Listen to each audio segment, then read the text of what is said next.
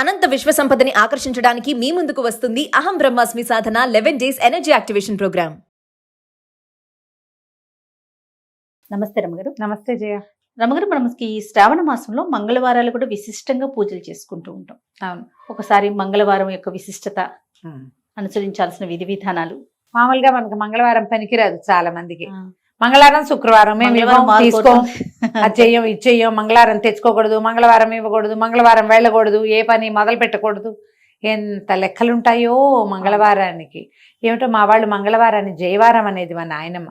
మాకు మొదలు పెట్టకూడదనే నియమం లేదు జయ. మా ఇంట్లో పనికిరాదు అన్న మాట అనుకోం మేము. మంగళవారం నాడు ఎందుకు బయలుదేరటం ఇలాంటివి లేవు. మంగళవారం అంటే జయవారం. మంగళము అంటే ఏమిటి? జయం, శుభం. అందుకని మేము ఆ సిద్ధాంతం మేమైతే పాటించాం. మా నాయనమ్మ అనేవారు, మా పెద్దక్కయ్య కూడా నాయనమ్మ ఇట్ట అనేది అని చెప్తుంది. ఏనాటి మా నాయనమ్మ?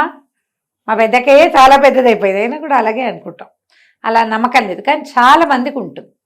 మంగళవారం పసుపు ఉప్పు తీసుకోరు, ఎవరి దగ్గర పెరుగు తీసుకోకూడదు, పాలు తీసుకోకూడదు, ఇవ్వకూడదు, డబ్బులు ఇవ్వకూడదు. అవన్నీ మీ ప్రాంతాల వారీగా మీ ఇళ్లలో ఉన్న విధానం అంతే. ఈ మంగళవారాన్ని సంవత్సరం అంతా మనం పెద్దగా పాటించకపోయినా శ్రావణ మంగళవారాలు మాత్రం విశేషంగా చెప్తారు. ఈ మామూలుగా మనకి స్త్రీల వ్రత కథలు, నోముల్లో ప్రఖ్యాతమైన నోముల్లో శ్రావణ మంగళవారపు మంగళగౌరి నోములు విశేషమైనవి. అమ్మవారు మాంగళ్య గౌరికగా ఉంటుంది. ఈ మంగళగౌరి మనకు అష్టాదశ శక్తిపీఠాల్లో ఒకరుగా ఉన్నారు, మాంగళ్య గౌరి అమ్మవారు. అయితే ఈ మాంగళ్య గౌరి అంటే ఈవిడ ఎవరు? మన స్త్రీల యొక్క సౌభాగ్యాన్ని కాపాడే దేవత.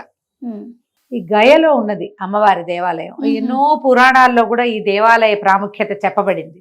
అంటే ఇది ఎంత పురాతనమైనది. పురాతన శక్తిపీఠాల్లో మన గయ కూడా ఒకటి, ఈ మాంగళ్య గౌరిక. అయితే ఆమెని ఈ రోజున అర్చిస్తాం. ఇక్కడ అమ్మవారి పేరు విశేషంగా, క్షేత్రం పేరు చెప్పబడదు, కానీ మంగళ గౌరీ పూజా విధానం కనపడుతుంది. సాధారణంగా నిత్య పూజలు చేసుకునే స్త్రీలు ఎలా చేస్తామంటే వారమంతా గౌరీ పూజ, శుక్రవారం నాడు మాత్రమే లక్ష్మీ పూజ. గౌరీని అర్చిస్తే ఏంటంటే ఆమె సర్వమంగళ, భర్తతోటి సగభాగంగా కలిసి ఉంటుంది. ఇది మనం శివపార్వతుల విషయంలో చెప్పుకుంటాం. అక్కడి నుంచి పరదేవత సదాశివుడితోటి కలిసి ఉంటుంది. శివశక్తి స్వరూపాల కలయికే శక్తి. ఓకే, ఆయన లేకుండా ఆవిడ లేదు, ఉండదు. మనం సృష్టిలో కూడా, సృష్టి క్రమంలో కూడా భర్తతో కలిసి ఉన్న స్వరూపంలోనే అమ్మవారు కనపడుతుంది. మనకి షట్చక్రాలు చెప్తారు. షట్చక్రాలు చెప్పి సహస్రారం 7వ చక్రంగా చెప్పబడుతుంది. 6 చక్రాలు ఉన్నాయి. ఈ 6 చక్రాలలోనూ కూడా అమ్మవారు భర్తతో కలిసి ఉంటుంది, ఒక్కొక్క చోట ఒక్కొక్క స్వరూపంలో. భూతనాథుడు భూతనాయకి, అట్లా శివుడు శివాని, శర్వుడు శర్వాణి, రుద్రుడు రుద్రాణి, ఇట్లా ఈశానుడు ఈశాని, ఇట్లా మొత్తం మీద ఆమె భర్తతోటి కలిసి ఉంటుంది. అంటే మనకి భర్తలతోటి విడదీయరాని సంబంధం కలిగి ఉండటానికి ఆశ్రయించవలసిన దైవం ఎవరంటే మంగళగౌరి. ఈ స్వరూపంలో ఉన్న అమ్మని మనం అర్చిస్తే గనక సకల శుభాలు జరుగుతాయి. భార్యాభర్తలకి ఎడబాటు లేకుండా ఉంటుంది, గొడవలు కొట్లాటలు రాకుండా ఉంటాయి. ఏదైనా చిన్న పొన్న సంసారాల్లో వస్తాయి, కానీ అవి చిలికి చిలికి గాలివానలు కాకుండా, సంసార విచ్ఛేది కాకుండా, గృహ విచ్ఛేదాలకి దారి తీయకుండా ఉంటుందని వివాహం అవగానే కొత్తగా పెళ్ళైన పిల్లలతోటి మంగళగౌరి నోము పట్టిస్తారు. కొన్ని ప్రాంతాల్లో కన్యగౌరి నోము విధానాలు ఉంటాయి. 9వ ఏడు వచ్చేసరికి 8వ ఏట ఇప్పుడు పట్టిస్తారు. ఇది పూర్వమట 5వ ఏట నుంచి పట్టించేవాళ్ళు. ఈ కన్యగౌరి నోములు పట్టించడం ఒక విధానం ఉండేది. ఇప్పుడు మనం ఆ ఎర్లీ పెళ్లిళ్ళ విధానాలు అవి పోయినాయి కదా, పిల్లలు కొంచెం కాస్త ఈడేరక ముందే మొదలు పెడతారు. ఇంచుమించుగా పిల్లలు పెద్దవాళ్ళు అయ్యేసరికి ఆ నోములు తీర్చేస్తారు. 5 సంవత్సరాలు చేయాలి దీని నియమం, 5 ఏళ్ళు. ఈ 5 ఏళ్లలో ఏటా వాయనాలు పెరుగుతాయి. తొలి సంవత్సరం 5 ముత్తైదువులకి వాయనం ఇస్తాం, 2వ సంవత్సరం 10, 3 15, 4 20, 5వ సంవత్సరానికి 25 మంది ముత్తైదువులకి వాయనం ఇవ్వాలి. ఇది జాతుల నియమం, కొన్ని చోట్ల ఉంటుంది, కొంతమందికి ఉండదు. బ్రాహ్మణ ముత్తైదువులు అయితే వాళ్ళకే ఇవ్వాలనే నియమం కొన్ని ఊళ్ళల్లో ఉంటుంది, కొన్ని చోట్ల అట్లా ఉండదు, అందరికీ ఇస్తారు. మిగిలిన జాతుల్లో మంగళగౌరి నోములు పట్టుకున్న వాళ్ళకి ఆ నియమం ఉండదు. ఎవరికైనా సరే కాళ్ళకి పసుపు రాసి బొట్టు పెట్టి కాటుకిచ్చి వాయనం ఇవ్వటం విధానంగా కనిపిస్తుంది. దీనికి కూడా ఏంటంటే మరి వరలక్ష్మి వ్రతంలో ఎట్లాగో ఇక్కడ కూడా అలాగే ఈ మన తోర పూజ ఉంటుంది. ఈ పూజ చేసుకోవటం, దీనికి మంగళగౌరి వ్రతాలకి నియమంగా చేసేవి ఏంటంటే ఆవునేతి దీపాలు. ఆమె ఆవునేతి దీపాలలో ఉంటుంది మంగళగౌరి. స్వచ్ఛమైన ఆవునేతితో పెట్టిన దీప కళికలో ఆమె ఉంటుందన్నమాట మంగళగౌరి. ఆమెకు అత్యంత ప్రీతిపాత్రమైన స్థానం అదట. తర్వాత ఏం చేస్తారు, ఆవునేతి దీపాలు, ఆ దీపాలు కూడా చలిమిడితో దీపారాధన, శనగలు నివేదన, పాయసము పులగము నివేదన చేస్తారు. చేసి ఈ పూజ మొత్తం పూజ పూర్తి చేసుకున్నాక పూజ అవసానంలోకి వచ్చాక తోర పూజ చేస్తారు. తోరం కట్టుకుని అప్పుడు అమ్మవారి కథ వింటారు. ఈ కథ వినేటప్పుడు ఏం చేస్తారంటే కత్తికి నెయ్యి రాసి ఈ ఆవునేతి దీపం మీద కత్తి పట్టుకుంటే ఈ ఆవునేతి పొగ ఈ కత్తికి పారుతుంది కాటికలాగా. అది కంటికి ధరించాలి. ఆ కంటికి ధరిస్తే మంచిది. ఎంత అద్భుతమైన విషయాలు కదా రమ్మగారు. మరి ఆవునేతి దీపారాధన మీద వచ్చిన కాటుక కంటికి మంచిది. మనం ఆముదం దీపం పెట్టుకుంటాం. అవును. ఇలా ప్రత్యేకంగా శ్రావణ మంగళవారం కాటుక విశేషమైంది. ఆ కాటుక పెట్టుకోవాలి. నువ్వు లేకపోయినా సరే మనకి వాళ్ళు ఎవరో తెచ్చారు, ఆ కాటుక పెట్టుకుంటే బాగుంటుంది. చేయొచ్చు అట్లా. బాగుంది. ఇనపదానికి ఈ కత్తి అంటే అదేదో వేరేది ఉండదు కదా, ఇనప కత్తులు ఉంటాయి. ఇనపదాని మీద పారిన కాటుక కూడా మంచిది. వెండి పళ్ళాలకి వాటికి పారిచ్చరు, ఇనపదే ఉండాలి. అందుకని కత్తి కాటుక పట్టించడం అంటారు దాన్ని. కత్తికి పట్టడం. అక్కడి నుంచి మొట్టమొదట పూజ అవగానే బుట్టవాయనం అని కొన్ని ప్రాంతాలు ఎత్తారు. మా వాళ్ళందరికీ కూడా బుట్టవాయనమే. ఇలా పూజ నుంచి లేవగానే ఎవరన్నా ముత్తైదుని ఇంటికి వచ్చేలాగా ఏర్పరచుకొని ఒక తోరం కట్టి ఆమెకు కాటుకిచ్చి పసుపు రాసి బొట్టు పెట్టి వాయనం ఇస్తారు. ఇస్తనమ్మ వాయనం, పుచ్చుకుంటున్నమ్మ వాయనం, 5 మాటలు మనం అంటాం, 3 మాటలు మనం అంటాం. వాళ్ళు కూడా పుచ్చుకుంటున్నమ్మ వాయనం అంటారు. ఎవరమ్మా నా చేతి వాయనం అందుకున్నది అంటే నేనమ్మా మంగళగౌరిని అని చెప్తారు ముత్తైదు. కోరితనమ్మా వరం అని వీళ్ళు అడిగితే ఇస్తేనమ్మా వరం అని అవతల వాళ్ళు అంటారు.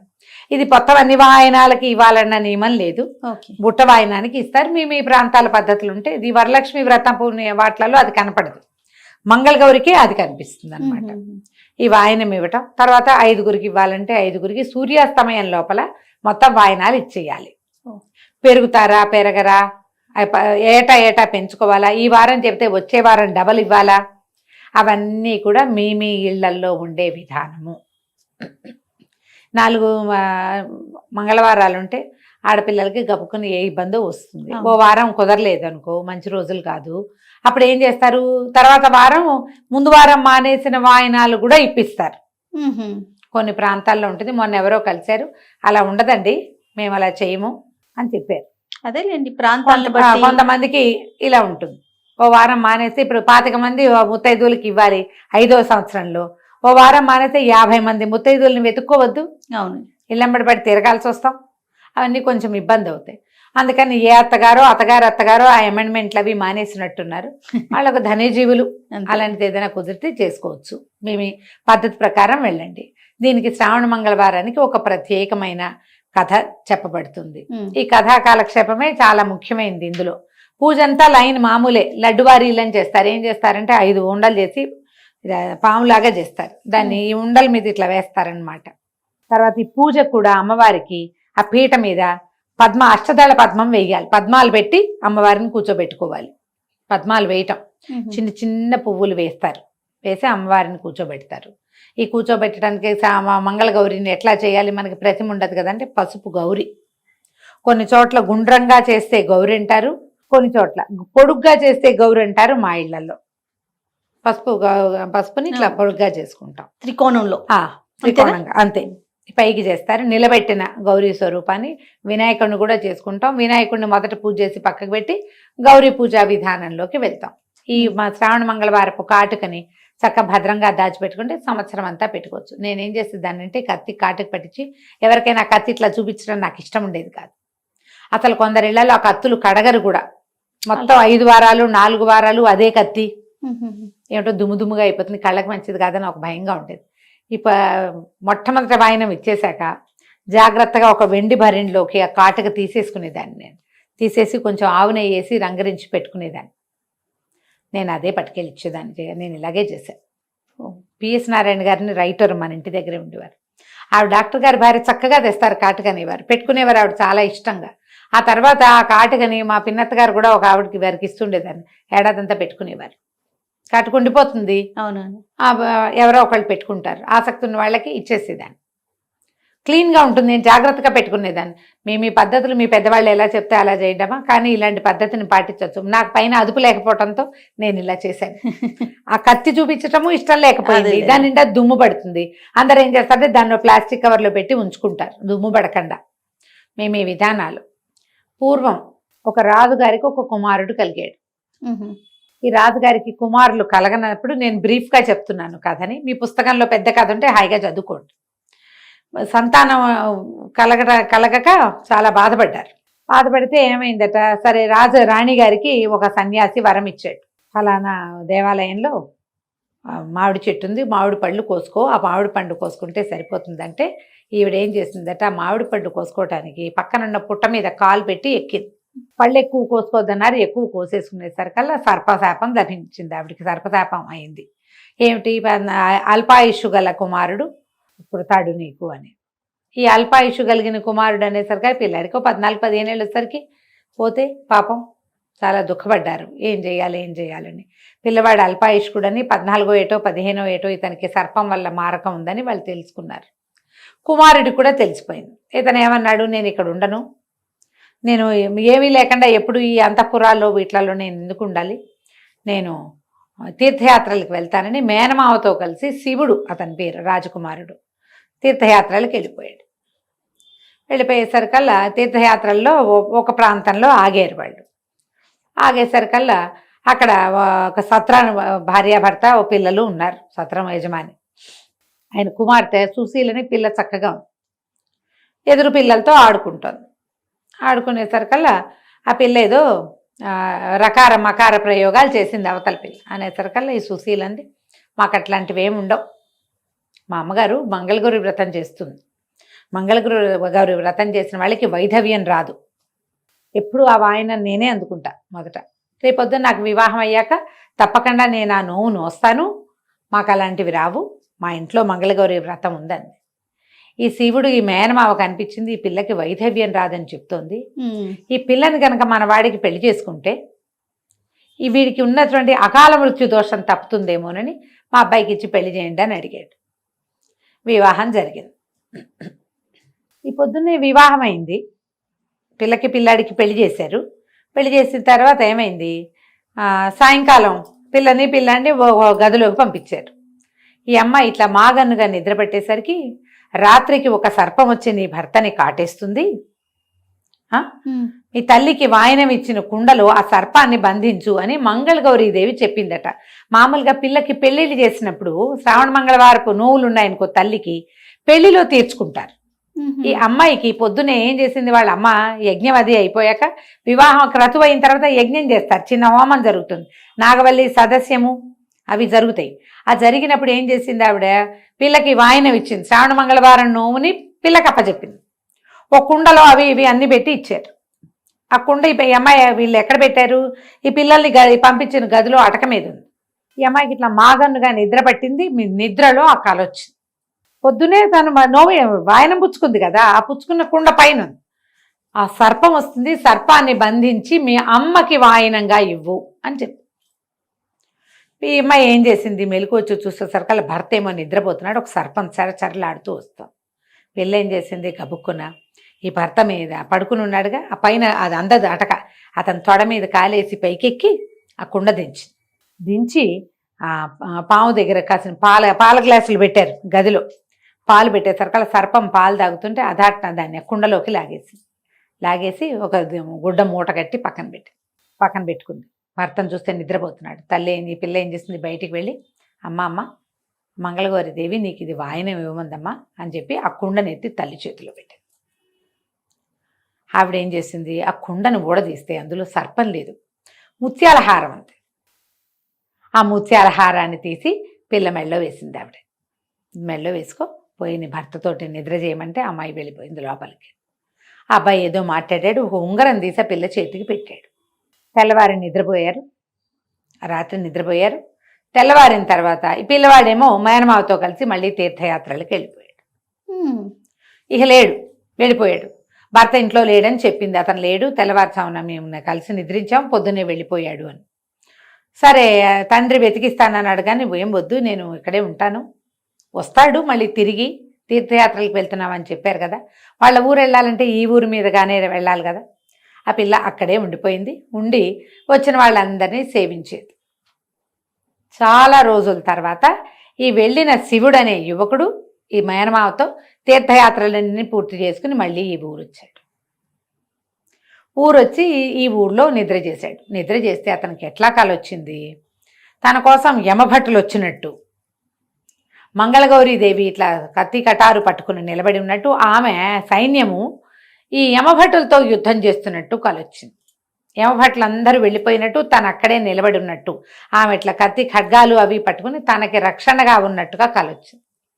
నాకు ఇట్లా కలొచ్చింది అని మేనమామకు చెప్పాడు. ఆయన ఏమన్నాడు, నాయనా నీకు ఈ ఊర్లో వివాహం చేశాం, ఆ అమ్మాయి వల్ల నీకు ఈ అపమృత్యువు తొలగిపోయింది, లేకపోతే నీవు తీర్థయాత్రల్లోనే మరణించవలసిన వాడము. ఎందుకు నీకు ఈ మరణం సంభవించలేదో, మళ్ళీ ఈ ఊరు నీ భార్య ఉన్న ఊరు వచ్చేసరికి ఇట్లా ఎందుకు జరిగిందో పద మనం వెళ్దామని ఆ సత్రానికి తీసుకుపోయాడు. తీసుకెళ్లేసరికి ఆ అమ్మాయి భర్తను గుర్తుపట్టింది. గుర్తుగా అప్పటికి ఎన్నేళ్ళు అయింది, 3-4 సంవత్సరాలు అయిపోయింది. తీర్థయాత్రలు అంటే ఆ కాలంలో టైం పట్టేది కదా, పిల్ల పెద్దది కూడా అయింది. ఉంగరం చూపించారు. చూపించేసరికి అతను నాదే ఈ ఉంగరం అని గుర్తుపట్టాడు. అప్పుడు అతను తనకు వచ్చిన కళ ఇవి చెప్తే, ఆనాటి రాత్రి తనకేం కళ వచ్చిందో, తను ఏం చేసిందో, ఈ మెడలో ఉన్న ముత్యాల హారం ఆనాడు వచ్చిన సర్పం అని చెప్పింది అమ్మడు. చాలా సంతోషించాడు మేనమామ. నేను ఒక విశేషమైన పని చేశాను, మా అక్కయ్య శాపగ్రస్తురాలైన అయ్యి కుమారుణ్ణి ఇట్లాగా అల్పాయుష్వాణ్ణి కన్నప్పటికీ ఈ మంగళగౌరి ఆరాధనతో పిల్లవాడు బతికాడని వాళ్ళకి మంచి మాటలు చెప్పి ఈ పిల్లను కూడా తీసుకుపోయాడు. అయితే ఈ అమ్మాయి శ్రావణ మంగళవారం నువ్వులు నోచుకోవటం మొదలుపెట్టింది. అప్పటికి అది 4వ సంవత్సరము 5వ సంవత్సరం వచ్చేసింది. పెళ్ళవగానే ఇక భర్తలు ఉన్నారా లేదా, తమతో ఉన్నారా, కాపురాన్ని పంపారా లేదు, నోవులు మాత్రం మొదలు పెట్టిచ్చేస్తారు. ఆ అమ్మాయి ఏం చేసింది, శ్రావణ మంగళవారపు కాటుకని ఒక భరిణెలో పెట్టుకునేది, పట్టుకెళ్ళింది. తీరా ఈ కొడుకు కోసం ఏడ్చి ఏడ్చి ఆ శివుడు యొక్క అమ్మా నాన్నకి కళ్ళు పోయినాయట. అందులో అయిపోయారు వాళ్ళు. కుమారుడు చనిపోతాడని, ఈ ప్రయాణాల్లో ఎక్కడైనా అయిపోయాడేమో అని దుఃఖంతో కళ్ళు పోయినాయట ఇద్దరికి. ఈ మంగళవారపు కాటుకు పెట్టిందిట వాళ్ళకి ఆ కోడలు. దాంతో వాళ్ళకి కళ్ళు కూడా వచ్చేసినాయట. ఆ తర్వాత ఇట్లా ప్రతి వాళ్ళు కన్యలే గౌరీ నోములు పట్టచ్చు. తర్వాత వివాహితలైన వాళ్ళు ప్రతి వాళ్ళు శ్రావణ మంగళవారం నోము కనుక చేస్తే భర్తలకి అపమృత్యు దోషం పోతుందని ఈ కథ చెప్పబడింది. పూర్వకాలపు గాథ కాబట్టి ఇట్లా దారైపోతూ వివాహం ఏంటంటే ఏదో సాంగంగా కనుక్కునే వాళ్ళు, జాతిపాతి అన్ని కనుక్కుని పెళ్ళిళ్ళు జరిగేవి. అదేలేండి, మనం ఎన్ని కథల్లో చూస్తాం, ఈ కథ కూడా అలాంటి కథ కానీ చెప్తారనమాట. ఈ కథ విన్నాక అక్షతలు అమ్మవారి మీద కొన్ని వేసి మన శిరస్సు మీద ఆడపిల్లలు వేసుకోవాలి. తర్వాత భర్తలకి పెద్దవాళ్ళకి నమస్కారం చేసి అక్షింతలు వేయించుకుని ఈ బుట్ట వాయనం ఇచ్చి సాయంకాలం లోపల సూర్యాస్తమయం లోపల మీకు ఎన్ని వాయనాల లెక్క ఉంటే ఆ వాయనాలు లెక్క ప్రకారం అప్పచెప్పాలి. శనగలు, రవికల బట్ట, తర్వాత పళ్ళు, పువ్వులు, పసుపు రాసి తాంబూలం ఇచ్చి కాటుక ఇచ్చి వారికి అక్షింతలు ఇచ్చి దండం పెట్టుకుని అక్షింతలు వేయించుకోవాలి. కుదిరితే 5 ఏళ్ళు చేసుకోవచ్చు. ఒకవేళ మనకు 5 ఏళ్ళు అయిపోయినాయి కానీ మీరు గౌరీ పూజ లక్షణంగా చేసుకోవచ్చు. ఈ 4 వారాలు మంగళవారాలు విశేషమైనవి.